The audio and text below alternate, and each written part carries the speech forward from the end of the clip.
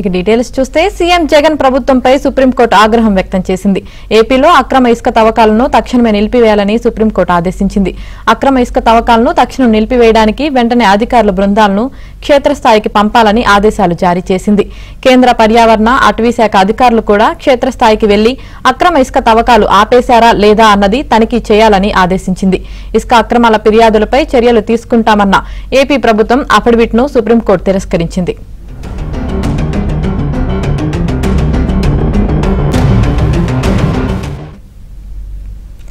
AP ప్రభుత్వం చర్యలన్నీ కాగితాలకే పరిమితమన్న విషయం తమకు తెలుసని సుప్రీంకోర్టు ఆగ్రహం వ్యక్తం చేసింది.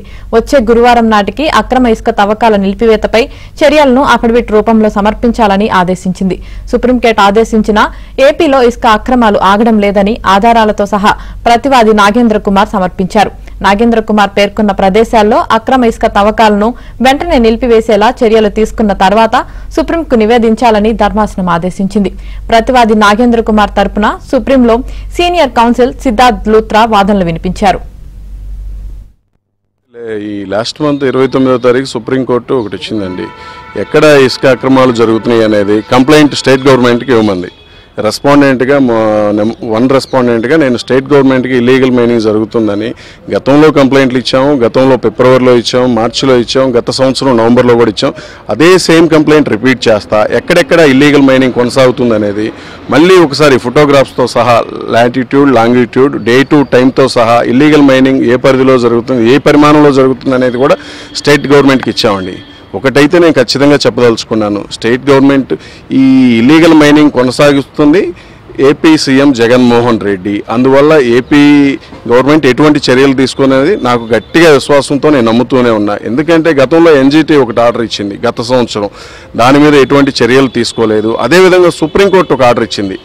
ఎన్జీటీ ఆర్డర్ ఇవ్వనివ్వండి, సుప్రీంకోర్టు ఆర్డర్ ఇవ్వనివ్వండి, ఈ స్టేట్ గవర్నమెంట్ అనేది ఎటువంటి చర్యలు తీసుకోదు. ఇవాళ సుప్రీంకోర్టు కూడా దాన్ని నిజం చేసింది. మీరు తీసుకునే చర్యలు ఓన్లీ పేపర్ మీద మాత్రమే ఉంటాయి. దాని మీద మీరు స్టేట్లో ఇంత ఇల్లీగల్ మైనింగ్ కొనసాగుతుంటే మీరు ఎందుకు చర్యలు తీసుకోరు? స్టేట్ గవర్నమెంట్ ఈ పట్టించుకోవట్లేదని ఎంఓఎఫ్సిసి వాళ్ళని కూడా గ్రౌండ్ లెవెల్లోకి వెళ్ళి ఎక్కడెక్కడ మైనింగ్ జరుగుతుంది, స్టాప్ చేయించారా లేదా అనేది మీరు కూడా ఒక రిపోర్ట్ ఇవ్వమని రేపు 15వ తారీఖు గురువారం, నెక్స్ట్ వీక్ గురువారం మళ్ళీ వాయిదా వేశారండి. ఎటువంటి చర్యలు తీసుకున్నారు?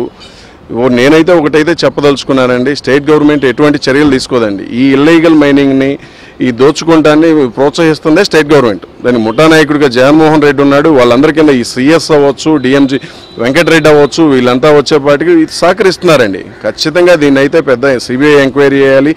ఈడీ ఇవన్నీ సోదాలు జరిపి దాదాపుగా 60,000 కోట్ల రూపాయల పైన అవినీతి చేశారండి. ఈ అవినీతి సొమ్మంతా జగన్మోహన్ రెడ్డి ఈ రానున్న రేపు 13వ తారీఖు జరగబోయే ఎలక్షన్లకి ఈ రూట్ చేశారండి. ఈ మనీని రూట్ చేసి రాష్ట్రాన్ని విచ్చలవిడిగా దోచుకుంటూ ఉన్నారండి. నాకైతే సుప్రీంకోర్టు మీద రేపు 15వ తారీఖు కఠినంగా శిక్షిస్తుందని నమ్మకంతో ఉన్నానండి. కానీ వీళ్ళు మైనింగ్ ఆపట్లేదండి. ఇప్పటికీ స్టిల్ కంటిన్యూ అవుతుంది.